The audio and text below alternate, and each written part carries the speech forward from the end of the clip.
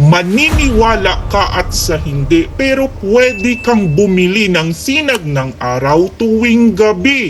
Kung ikaw ay abutan ng emergency tuwing gabi at wala kang ilaw na ikaw ay naglalakad o ikaw ay may hinahanap, alam mo ba na pwede kang bumili ng sinag ng araw sa iyong cellphone gamit ang app? Yes, tama po. Dahil itong app na ito ay tinatawag nilang Reflect Orbital, na ito ay makikita mo dito, pwede kang bumili ng ilaw. Yes, pwede kang mag-request sa ganitong app na kung ikaw ay nagalakad sa gabi at sobrang dilim, wala kang flashlight, ay pwede kang mag-request gamit ang app. Dahil itong app na ito ay pailawan kanya buong barangay nyo, buong bahay nyo, basta ikaw ay mag-request dito. Nakakaloka, diba? Pero totoo ito dahil nga ito ang ginagamit ngayon sa US, itong satellite na ito na may mirror doon sa space, na ito ay ginapareplika nila kung sino man ang nangangailangan sa lupa. Yes, dahil ito dati ay ginagamit ito para sa